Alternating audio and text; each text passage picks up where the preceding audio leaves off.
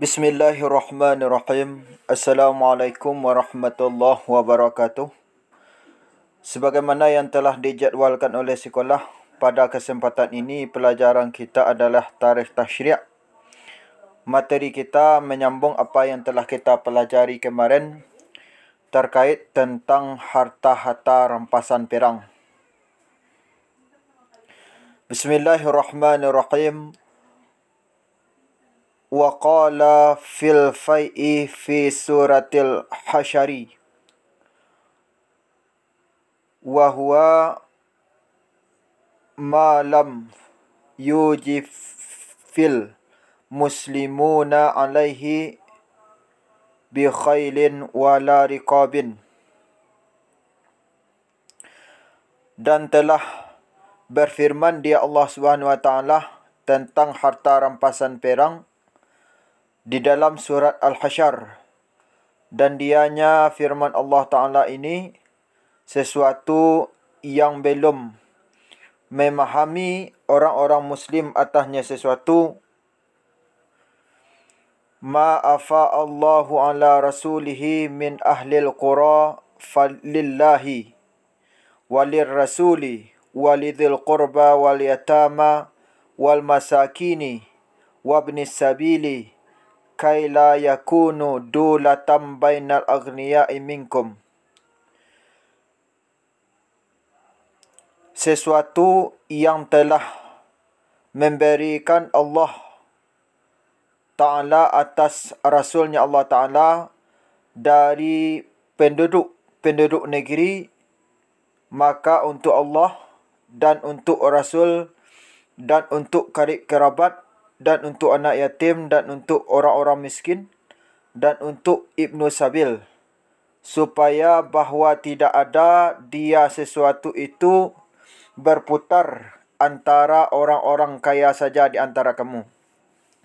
Artinya di dalam surat Al-Hasyr ini Allah menjelaskan kepada kita, khususnya kepada orang-orang Muslim pada periode tasyri' Nabi SAW, tentang pembagian harta rampasan perang, di mana orang Muslim pada waktu itu ingin sekali mengetahui bagaimana tata cara pembagian harta rampasan perang oleh Islam.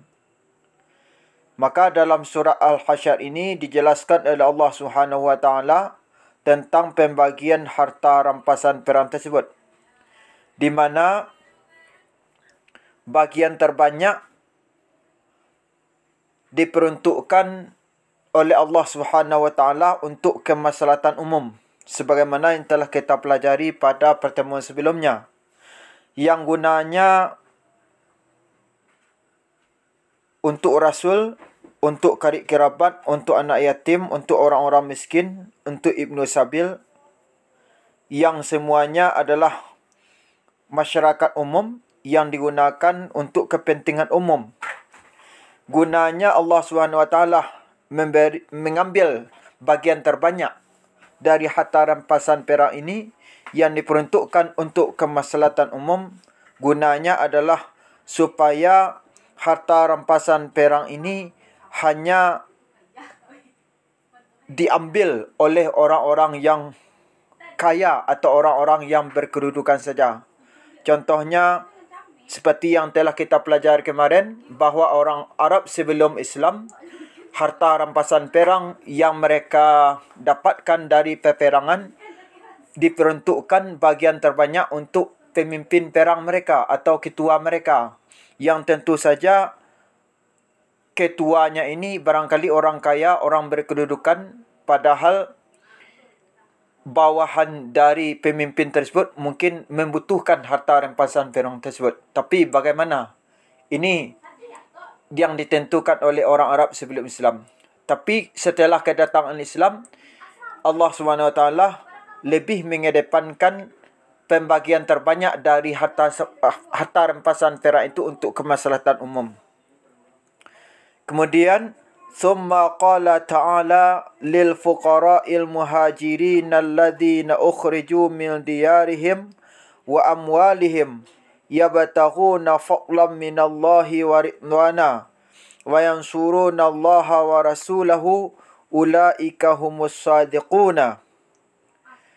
Kemudian telah berfirman dia Allah Subhanahu wa taala untuk para fakir miskin dari kalangan orang-orang muhajirin, orang-orang yang telah diusir mereka dari kampung mereka sendiri dan harta-harta mereka, mencari mereka akan karunia dari Allah Subhanahu wa taala dan keredaannya, dan menolong mereka akan agama Allah dan agama Rasulnya. Mereka itulah orang-orang yang benar. Artinya, harta rampasan perang tersebut juga diberikan oleh Allah Subhanahu wa taala kepada fakir miskin dari kalangan muhajirin yang telah diambil harta-harta mereka, yang telah diusir mereka dari kampung mereka oleh orang-orang kafir Quraisy yang membutuhkan pembiayaan untuk berhijrah ke Madinah. Jadi boleh kita katakan orang-orang muhajirin yang berhijrah ke Madinah pada waktu itu banyak yang membutuhkan bantuan, di mana bantuan ini bisa diambil dari harta-harta rampasan perang tadi yang diberikan kepada mereka, di mana mereka ini mencari karunia Allah Subhanahu wa taala, mencari keredaan Allah Subhanahu wa taala, menolong agama Allah taala, menolong agama Rasulnya. Maka mereka memberanikan diri, merelakan diri mereka yang terusir itu untuk meninggalkan Mekah menuju Madinah. Kemudian walladzina tabawwa'u ad-dara wal imana min qablihim yuhibbuna man hajara ilaihim wala yajiduna fi sudurihim hajatan mimma utu wa yu'thiruna ma'ala anfusihim walau kana bihim khasasah wa may yuqa syuhha nafsihi faulaika humul muflihuna. Dan untuk orang-orang yang mendiam mereka akan suatu kampung yaitu Madinah dan sudah beriman dari sebelum mereka muhajirin, yang mencintai mereka akan orang yang berhijrah dia orang kepada mereka dan tidak memperoleh mereka dalam hati mereka itu akan keinginan sedikit pun dari apa yang telah mereka berikan, dan mengutamakan mereka untuk orang-orang yang berhijrah daripada atau atas diri mereka sendiri, sekalipun ada dengan mereka itu butuh, dan orang yang dijauhkan dia orang akan kikir dari dirinya orang, maka merekalah orang-orang yang beruntung. Artinya, sambungan dari ayat ini membicarakan tentang peruntukan harta rampasan perang tadi yang juga diberikan kepada kaum Ansar. Kaum Ansar itu adalah suatu kaum yang mendiami suatu kampung yang berada di Madinah, di mana mereka ini sudah dulu beriman sebelum kedatangan orang muhajirin ke negeri Madinah, di mana mereka sangat merindukan, sangat ingin, sangat suka kedatangan atau kehijrahan orang-orang muhajirin ke tempat mereka. Yang tentunya dalam penyambutan oleh kaum Ansar terhadap muhajirin ini membutuhkan biaya. Jadi biaya ini tidak sedikit. Orang-orang Ansar memberikan apa yang ada dalam diri mereka, apa yang mereka punya, untuk kepentingan utama bagi orang-orang muhajirin. Sudah sepantasnya mereka mendapat imbalan dari Allah SWT Salah satu contohnya dari harta rampasan perang tersebut. Di mana orang Ansar terhadap orang Muhajirin dengan bantuan seperti itu tidak mengharapkan apa-apa. Bahkan mereka mengutamakan itu semua untuk kaum Muhajirin di samping untuk kebutuhan diri mereka sendiri. Walaupun apa yang mereka berikan kepada orang-orang Muhajirin itu mereka butuhkan juga. Membuktikan di sini orang-orang Ansar itu bukanlah orang-orang yang kikir. Sebab mereka itulah orang-orang yang beruntung di sisi Allah SWT. Kemudian, وَالَّذِينَ جَاءُوا مِنْ بَعْدِهِمْ يَقُولُونَ رَبَّنَا اغْفِرْ لَنَا وَالْإِخْوَانِنَا الَّذِينَ سَبَقُونَا بِالْإِيمَانِ وَلَا تَجْعَلْ فِي قُلُوبِنَا غِلًّا لِلَّذِينَ آمَنُوا رَبَّنَا إِنَّكَ رَءُوفٌ رَحِيمٌ. Dan orang-orang yang telah datang mereka dari setelah mereka, mereka berdoa, Tuhan kami, ampunilah dosa-dosa kami. Ampunilah dosa-dosa saudara kami yang telah mendahulu kami beriman. Jangan engkau jadikan dalam hati kami kedengkian terhadap orang-orang beriman. Tuhan kami, sesungguhnya engkau maha pengampun lagi maha penyayang. Ayat selanjutnya berbicara tentang doa yang dipanjatkan oleh kaum Muhajirin dan Ansar di Madinah pada waktu itu, di mana mereka dalam isi doanya meminta ampunkan dosa mereka, dosa saudara-saudara mereka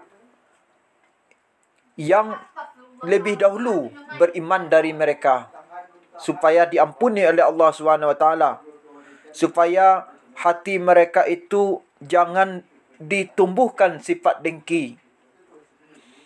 Dengan tidak adanya sifat dengki ini, terutama bagi kaum Ansar, mereka rela memberikan apa yang mereka punya dan mengutamakannya untuk kaum Muhajirin tanpa mengharapkan apapun selain keredaan Allah SWT. Bayyanatis sunnatu ahkamal Qur'ani amalan fil ghazwatil lati qama biha Rasulullah sallallahu alaihi wasallam. Telah menjelaskan hadis atau sunnah akan hukum-hukum Quran, akan sempurna amalan pada beberapa perperangan yang telah tetap dia Nabi, yang telah tetap dengannya beberapa perperang itu Rasulullah sallallahu alaihi wasallam. Artinya, sunnah atau hadis telah menjelaskan hukum-hukum yang terdapat dalam Al-Quran mengenai perperangan-perperangan yang dihadapi oleh Rasulullah sallallahu alaihi wasallam. Yang muaranya dari perperangan ini muncullah harta rampasan perang. Wa minha ma hakallahu qissatahu fi kitabihi. Dan di antaranya perperangan-perperangan itu perperangan yang telah menghikayatkan Allah akan kisahnya perperangan pada kitabnya Allah SWT. Artinya, di dalam Al-Quran ada perperangan yang dikisahkan oleh Allah SWT, yang tentunya bermuara kepada harta-harta rampasan perang tadi. Wa minha ma lam yahkihi. Dan di antaranya perperangan-perperangan itu perperangan yang tidak menghikayatkan dia Allah akannya perperangan-perperangan. Artinya, ada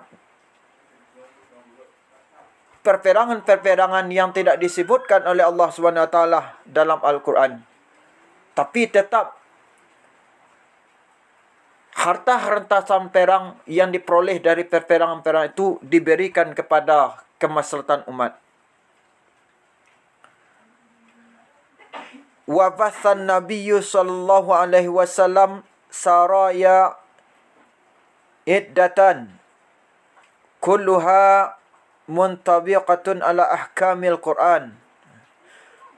Telah mengembangkan Nabi sallallahu alaihi wasallam akan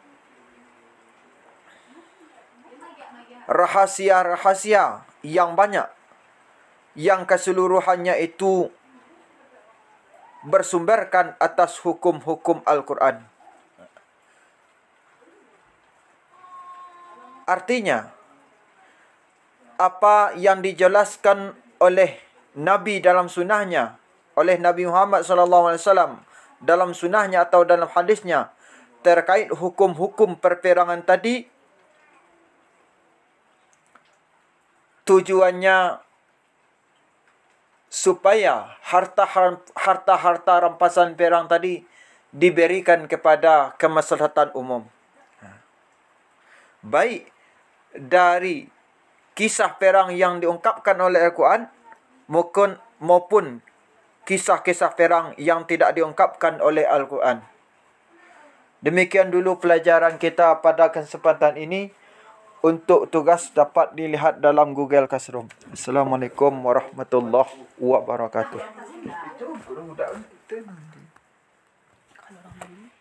Kalau dulu